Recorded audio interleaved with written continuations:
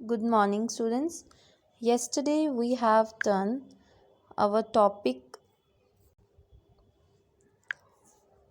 Fleming's left hand rule. So, for our today's topic is magnetic flux. What is magnetic flux? The total number of magnetic field lines passing through a given area normally is called magnetic flux.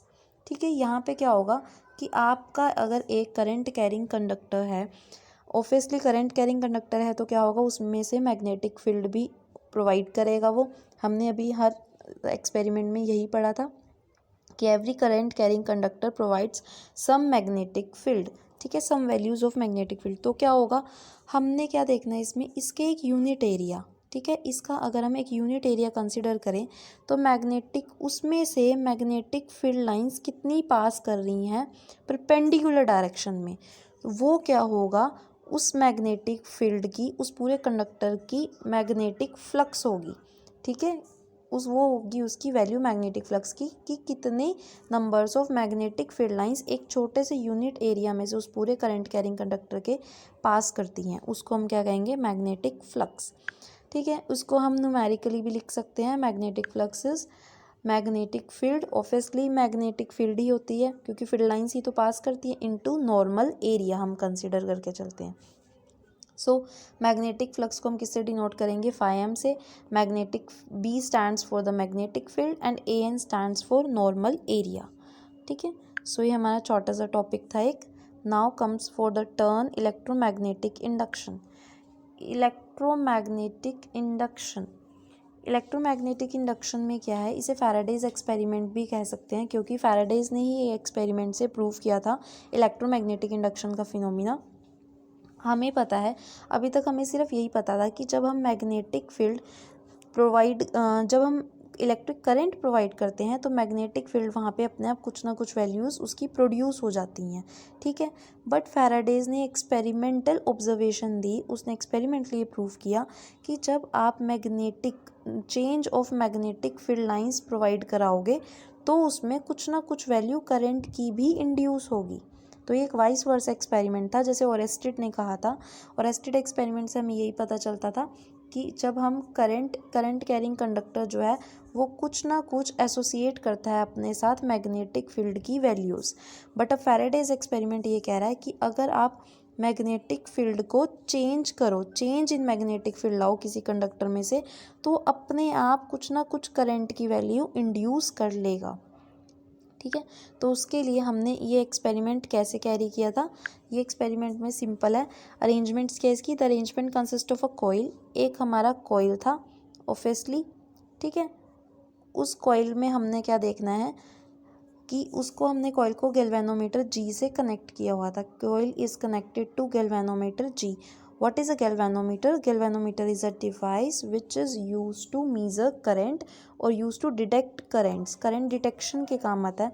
अगर आपके conductor के अंदर current की value है, current flow कर रहा है उसमें से, तो ये डिफ्लेक्शन देगा, अदरवाइज ये डिफ्लेक्शन नहीं देगा, ज़ीरो पे ही रहेगी इसकी नीडल। ठीक है, तो हमने गैल्वेनोमीटर से अपने कॉइल को कनेक्ट करा।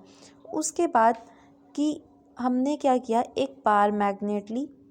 ठीक है, बार मैग्नेट हमने क्या किया, इसके पास हम कॉइल के पास हम लेकर जाएंगे।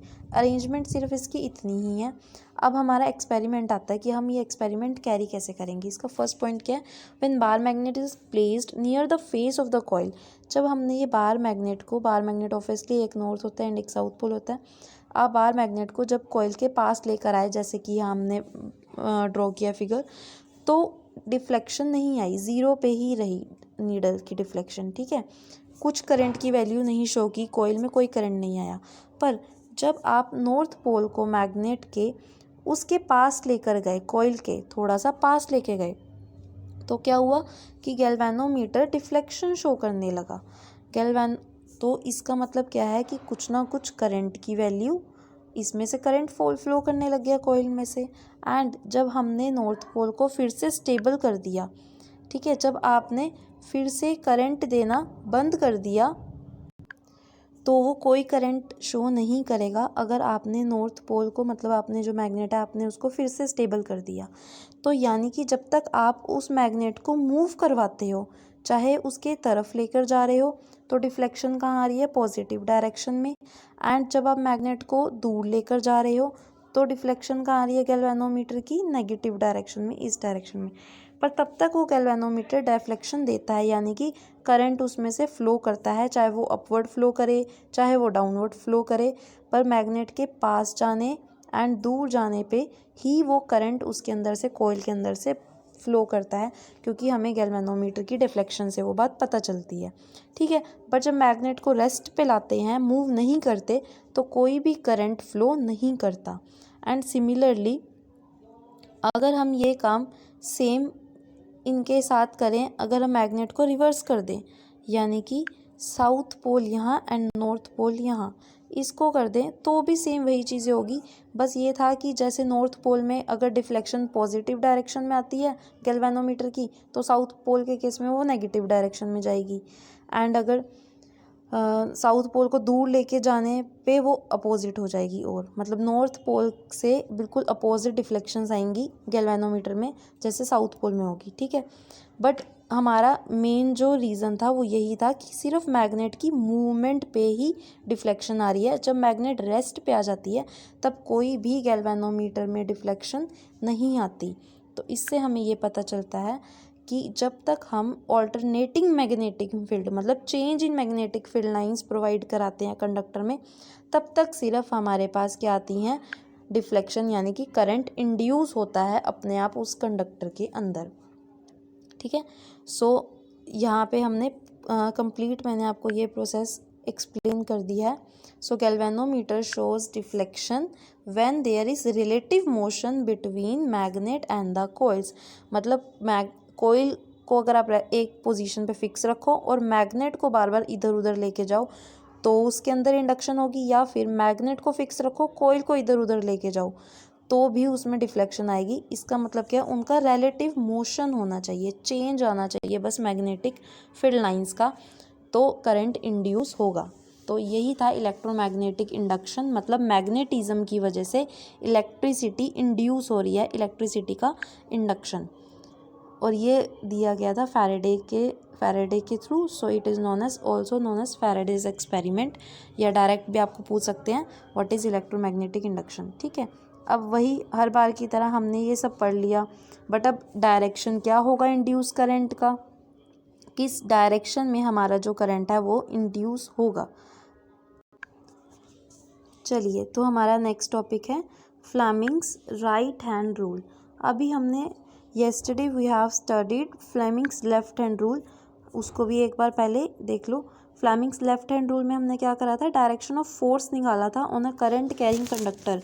यहाँ पे आपके पास क्या होता था कि आपको फोर्स देखना होता था, मैग्नेटिक फोर्स किस डायरेक्शन में लग रहा है, मतलब मोशन किस डायरेक्शन में आएगा। आपके पास फील्ड दी होती थी कि मैग्नेटिक फील्ड अगर एक पर्टिकुलर डायरेक्शन में है, करंट अगर एक पर्टिकुलर डायरेक्शन में है, तो फोर्स किस डायरेक्शन में लगेगा। बट अब हमने क्या देखना है, इलेक्ट्रोमैग्नेटिक इंडक्शन में हमने यहाँ पे ये देखना है कि अगर आपके पास मैग्नेटिक फील्ड आप प्रोवाइड कर रहे हो, मोशन भी कंडक्टर का आपके ही हैंड में है, वो कंडक्टर को आप ही मूव करा रहे हो to alternate the magnetic field, ताकि उसमें करंट इंड्यूस हो जाए। तो बस हमने यही देखना है कि करंट किस डायरेक्शन में इंड्यूस होगा। सो वहाँ पे फोर्स मोशन की डायरेक्शन जब भी आपको देखने की बात आएगी तो आप फ्लेमिंग लेफ्ट हैंड रूल लगाओगे, एंड जब आपको करंट की डायरेक्शन देखनी होगी इलेक्ट्रोमैग्नेटिक इंडक्शन के अंदर तो आप फ्लेमिंग्स राइट हैंड रूल लगाओगे। और इसमें हमने एक अलग रूल भी पढ़ा था ओनली, जिसका नेम है सिर्फ right hand rule, right hand thumb rule. वो सिर्फ हम सोलिनॉइड्स के केस में लगाएंगे। ठीक है, ये तीनों रूल्स अलग अलग केसेस में लगेंगे, सो ध्यान से पढ़िएगा। सो ये रूल क्या कहता है हमारा, it states that if we stretch the four finger, वही अब अगर हम अपनी फोर फिंगर को एंड थंब को एंड मिडल फिंगर को राइट हैंड की स्ट्रेच करें in such a way that they are, एक तो म्यूचुअली परपेंडिकुलर होनी चाहिए जैसे कि इस डायग्राम में है, एंड तो आपका जो फोर फिंगर है वो along the direction of magnetic field. आपने क्या करना, अपनी फोर फिंगर जो है वो किस डायरेक्शन में रखनी है राइट हैंड की, जिस डायरेक्शन में मैग्नेटिक फील्ड है। ठीक है, एंड आपको अपने थंब को किस डायरेक्शन में रखना है, जिस डायरेक्शन में आप उस कंडक्टर को मूव करवा रहे हो। ठीक है, तो आपने राइट हैंड की अपने थंब की डायरेक्शन रख दी जिस डायरेक्शन में आप कंडक्टर को मूव करा रहे हो, ताकि उसमें कुछ ना कुछ करंट इंड्यूस हो जाए। और मैग्नेट आपने जिस डायरेक्शन में रखी हुई है उस डायरेक्शन में अपनी 4 फिंगर रख देनी है। देन तो जो कंडक्टर के अंदर करंट इंड्यूस होगा वो किस डायरेक्शन में होगा, जिस डायरेक्शन में आपकी मिडल फिंगर होगी। That's it. ये है हमारा लेफ्ट हैंड की तरह right hand, Fleming's right hand rule. यहाँ पे हम करंट की डायरेक्शन पता कर सकते हैं। So we have completed all the chapter of our magnetic effect of electric currents. If you have any query in this chapter, you may feel free to ask anytime. Thanks for watching this video.